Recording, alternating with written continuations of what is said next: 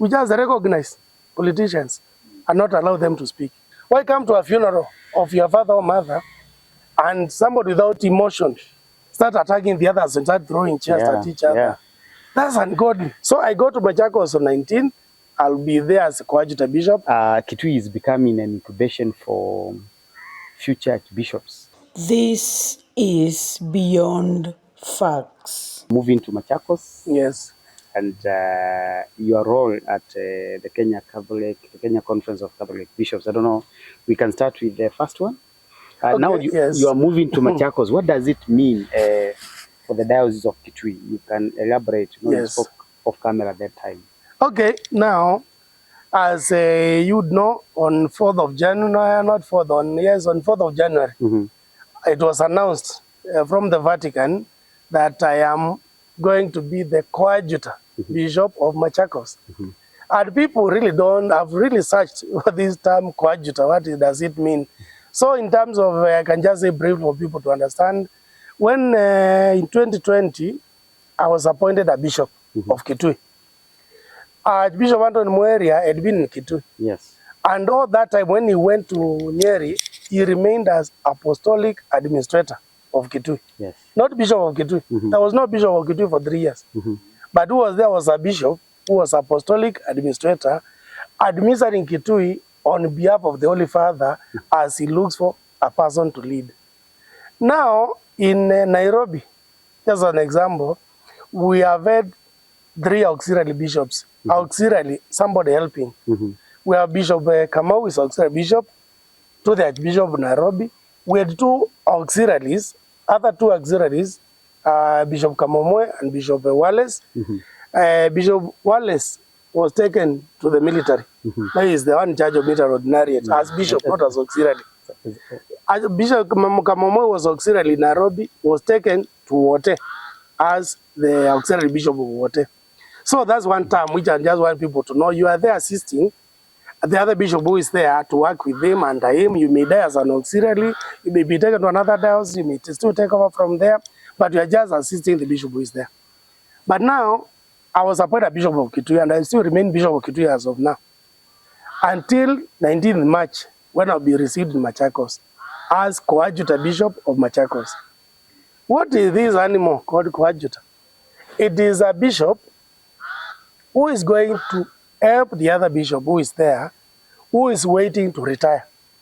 Okay. So Bishop Kingo is the bishop of Machakos and will remain the bishop of Machakos until he retires. When that is upon him and the Holy Father, but he's now there, is due to retire at the end of the year, maybe by the 31st of December, or whenever the Holy Father accepts and says, now, I've accepted your resignation. We go to resignation. You just resign yourself. You say now, after 75 years, now somebody else can come in. So I go to Machakos on 19. I'll be there as a coadjutor bishop, helping Bishop Norman Kingo, working with him, under him, together until now he retires. But I have what we call right of succession. Now it is known unless something else happens, I'm the one going to be the bishop of Machakos from the time Bishop Martin Kego retires. The people of Kitui Diocese is likely to see another bishop appointed before you officially take over from Machakos. Indeed, when I go to Machakos, I will remain the coadjutor bishop of Machakos, and Kitui will be vacant. From that day, will be vacant. Now there are possibilities. I don't know which will happen, because at the same time, we have heard now yesterday the Bishop of Eldoret being appointed as coadjutor Archbishop of Mombasa. When he's moving there, most likely, because you're given 2 months, now we have February and March, before end of April, you'll have moved to Mombasa. And you'll work with Bishop Kingo there. They have to look for a bishop of Eldoret. Currently, they may bring in a bishop to administer in Eldoret, whoever it will be. In Kitui, to be the same. I may, mark that, be appointed as administrator of Kitui, the Archbishop Mwongela was. Or they may bring another bishop from another diocese to come and administer Kitui. Or appoint a priest to administer Kitui when I'm away. So there are those people. Whoever will come in is after 19th. Once I go to Machakos, somebody has to be in charge of Kitui as administrator. or if he's appointed the same day as a bishop. So, and then if I'm appointed as being an administrator, I'll be coadjutor bishop of Machakos and apostolic administrator of Kitui. So I'll be in charge of Kitui as administrator, waiting for a bishop to be appointed. And the nuncio is coming here tomorrow. We'll be talking, process has begun. So I don't know how long, but we have a very, very meticulous nuncio, very, very thorough. So I know before long there'll be a bishop of Kitui. And then whoever will be now administrator will hand over to him. And then by that point, if I go to Machakos and somebody else comes, I'll be full-time in Machakos. If I'm administrator in Kitui, I will be administering Kitui until they get a bishop, and then I hand over to him the day of his installation. Then I go full-time now in the Machakos. So that's the scenario. There is talk in this town that you are the fourth or the third bishop of this diocese. The fourth. The fourth. Yes. That Kitui is, as with your now quote-unquote elevation to Machakos, not really, forgive my lack of better words, Kitui is becoming an incubation for future archbishops. We've had Bishop Lele, yes, the late promoted and taken to Mombasa as an archbishop. We've had Archbishop Mwongela now, Nyeri. Yes. And now yourself. Please comment on those people who feel that you are destined to be perhaps an archbishop in near future. And we don't know how it works. For one, I was very happy I was afraid to be appointed bishop.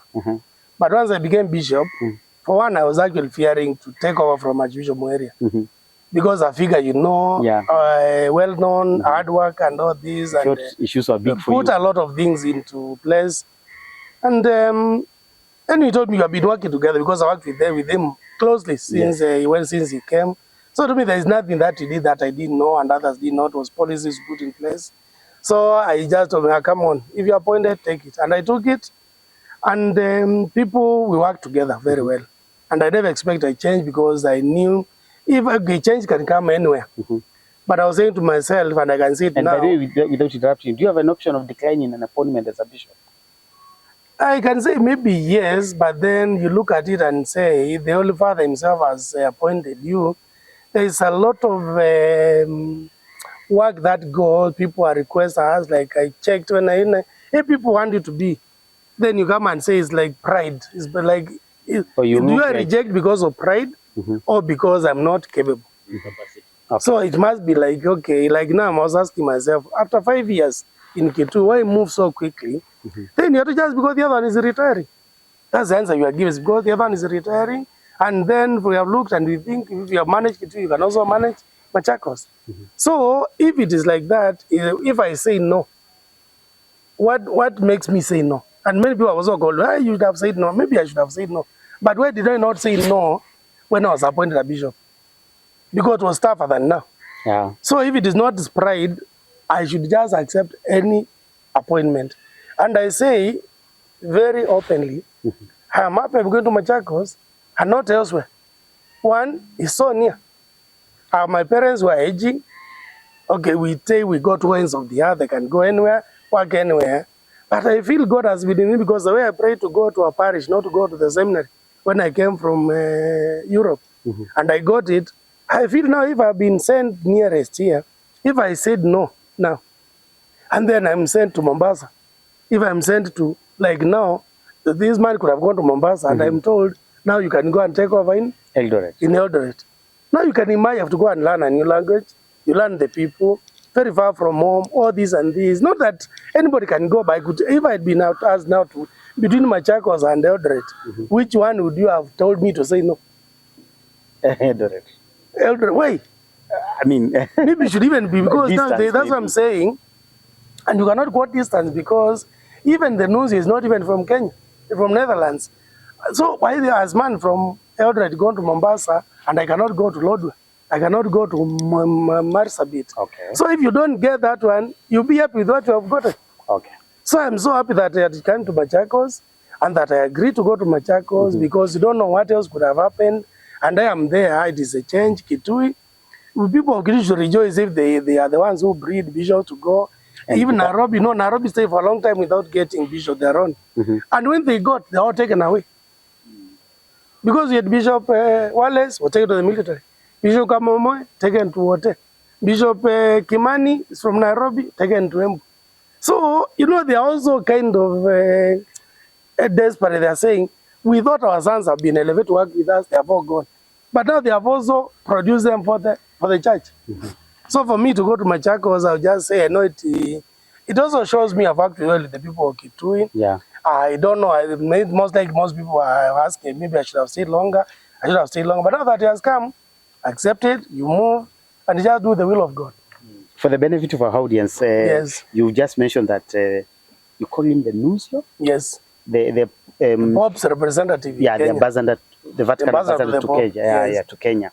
He's a very meticulous person. Yes.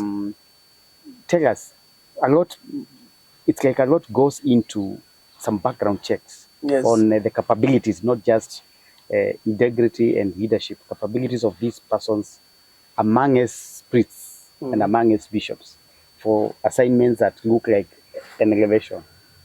Let me say, okay, I will not talk about elevations or whatever it is, but now, and people must get this very right.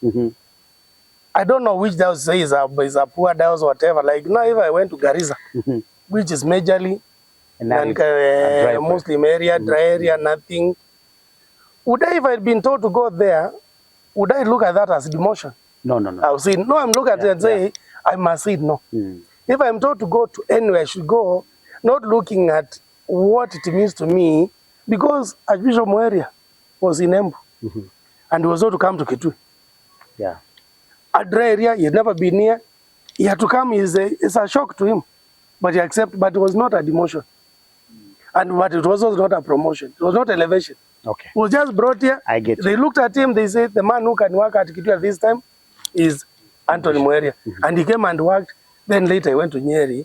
So it's not about, if I am ever taken, like now myself, if I am ever told, go to Lodwar and I go, don't see it as a demotion. If it is, I don't know, but I look at it and I say, these people feel, the Holy Father feels I should go to Kisumu at this time.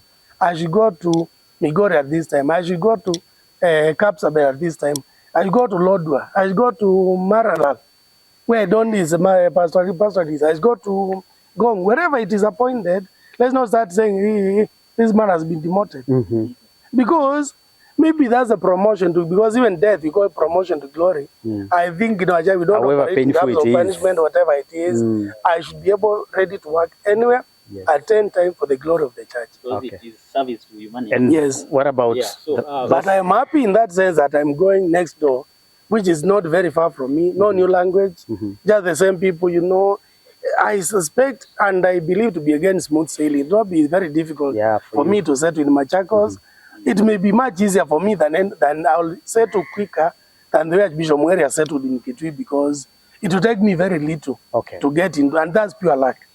Yes. Bishop, as we come to the end of our conversation, allow me to pick your mind on something tragic that is happening in this country as we head towards the 2027 general elections. We are seeing political temperatures rising too much. Yes. And recently we have seen church congregation being attacked in churches, being attacked with the tear gas of worship, and guns and bullets. What is your view about that scenario? Are we as a country sinking too low? Generally, if we come to the as KCCB, it's very volatile when you approach elections. And this is what the education, I've talked about this already, about what we need to educate our people. Civic education, very important, that election should come and go. And that on the day of election should be just like today. You should be as settled as you come. But not that you have to move from here, you have to be there to do this and this, you have to be tense. Unfortunately, they start like this and becomes without deaths and things happening. We need to educate our people. And we need to take people to account. That's where the judiciary comes in. That's where the police come in. That's where even members of parliament come in to condemn even as a church. And when we are very rigid, because people will say, why is the church, why are you not allowing politicians? Why are we, when they come to events, they start getting annoyed because we're not allowed them. But why come to a funeral of your father or mother and somebody without emotion start attacking the others and start throwing chairs at each other. That's ungodly. So politics, and when it comes to campaigns, you just get drunk. And people don't want to think and then move. That's what we have said, and we have put it in place. And you have seen it if you have watched our events. We just recognize politicians and not allow them to speak. They are annoyed, but then we say, you know, it's not about you, it's just the dignity. All the people are seated there. And if you watch when you come to our events, and you can watch when you come to Machakos, it will not, every bishop will be there, will not speak. You better get that right. Every bishop who comes to that event, 19th of March in Machakos, anyone who will go to Mombasa and will be there. I will be in Mombasa, I will not speak. Why should a politician want to speak when an archbishop from Kisumu is not speaking? When the one from Nairobi is not speaking, and you say because I'm a politician. So why must I insist to speak? Because I'm a bishop, yes, but the program is for 1, 2, 3. So this is what we are trying to inculcate in people. It doesn't work always, but a lot of education is needed. We must educate them and realize when you come, you don't have to speak. Then you allow one. Then you come because you want to speak. You say, okay, let you introduce him. I don't know to say this and this. You only to just greet people. You want to speak. It is in them, but we must, as Kenyans, show politicians they are not everything. But we need good politicians. So that was your first about the third trend. It may get worse as we move towards election. It will only get worse if control measures are not put there. The church is only to speak, but there must be enforcement. The police must be there. But don't hear people say, which I don't know, there are police who are not in uniform. Hired by people, hired goons. I have spoken about goons. As long as I live in Kitui, I will still speak against it. No politician should come with goons, should organize goons to intimidate others. Whoever is going to become the governor of Kitui must win in a clean record. Who is going to become member of parliament of Kitui Central, Mwingi, wherever, should win because you're allowed by people, but not because you are threatening people, you are coming with the goons, you can't go and vote nicely and wisely. It will take long, but we'll get there. It will take long, but we'll get there. And the law should be there that, you know, if you incite people, you can be barred from ever holding any elective office. And then sustain, and nobody will forgive you until now, whatever the law says. You cannot say, I'll go and kneel at the president, then you'll be lifted. Those executive powers need to be curtailed. Legislative powers need to be there, judicial need to be there, and the masses must also be involved in making things work. You have really talked about enforcement. What do you think? Do you think that is the missing link, that there is no enough? But you see, those who enforce may also be having issues, because if you are there in the judiciary and then you cannot enforce or not taken strictly, the 3 arms must work independently but actively, so that we know the executive is doing its job. It is also being watched by the legislative, and then the judiciary is also doing their job well. This is a work of the 3 arms, the whole government, the system, the constitution we had and what we do. It may not happen overnight, but we believe with the time we put systems in place and people insist on that, it will come. So we must pray the whole circle, like what came first, the egg or the hen, that we get good members of parliament. They put good laws in place. Then you know you must do this. You don't bribe to become a judge. Then when you are a judge and you make your judgment, you're not under intimidation. And don't be looking around to see who is watching what I'm saying. Even what I say now, I should also say freely, not just to attack and to make sure things are working.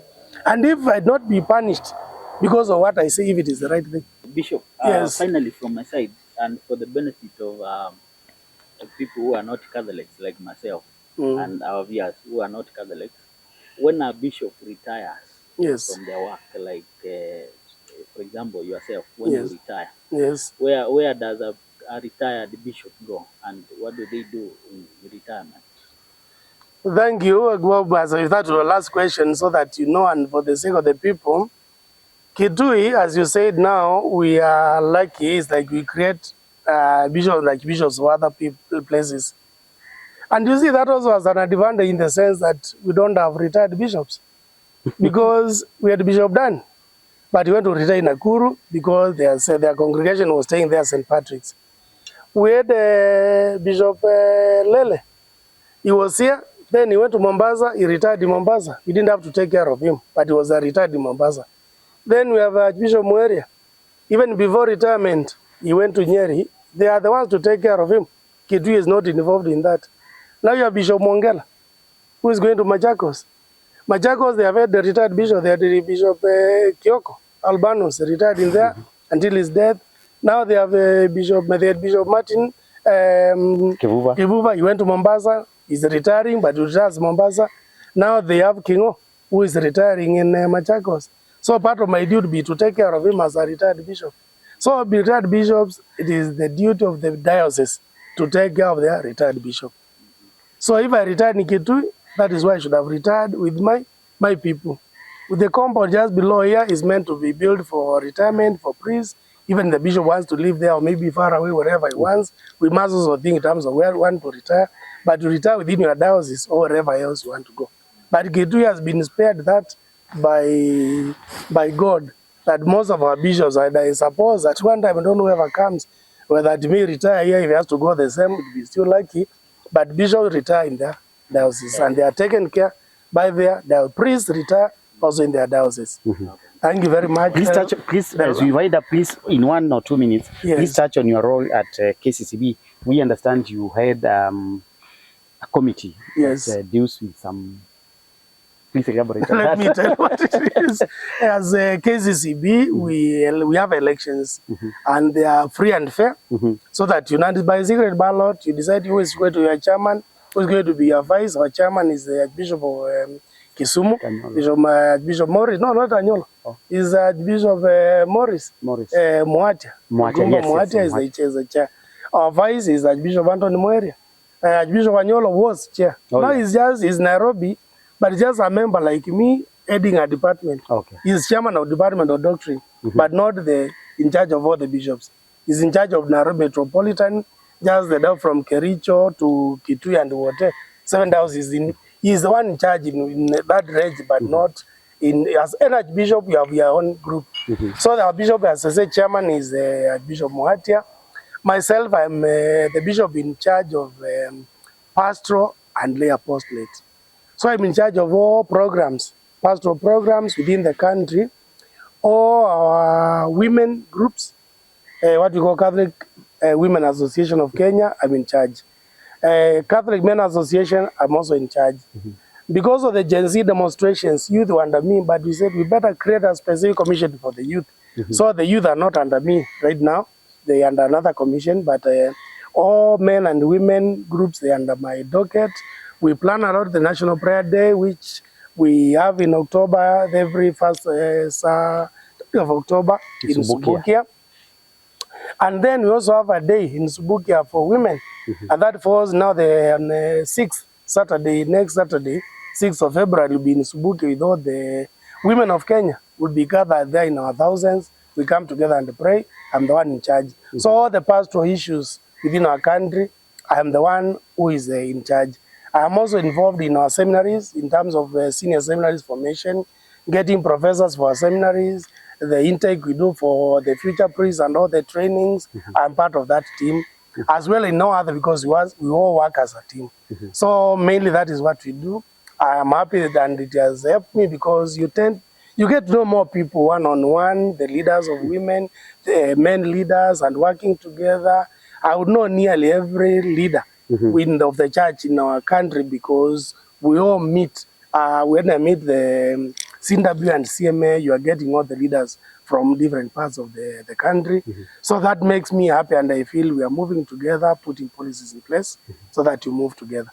And I invite, and although I'll be doing that offline, other groups, all the women of Kenya, we meet in Subukia on 6th of February, which is next week, the other weekend, first weekend of February. Asanteni sana. Thank you so much, ladies and gentlemen. It has been a pleasure hosting the Bishop of Kitui, and very soon the Catholics of Kitui Diocese will be bidding farewell to Bishop Joseph Mwongela as he takes up the role of the coadjutor, the Diocese of Machakos. Thank you so much, Bishop. And thank you very for much, your time. and God bless you. We have taken a lot of time, but it's for the good of our people. Yes. May we continue growing together Yes. and working together. Thank you. I challenge you, the media, provide people with good news, well researched, encourage people, and we cultivate this. Preach to them what we need Kenya to be like. Our podcast is called Beyond Facts. Beyond Facts. So let's move beyond to Kiuke, so that we can make, especially Kitui. I want Kitui, which is a great, great county where we have our resource utilized well and work together. Special regards to our youth. I love them. I want to empower them because they are the present and the future of the country, of the church, and of everything. Thank you. God bless you all. Thank you.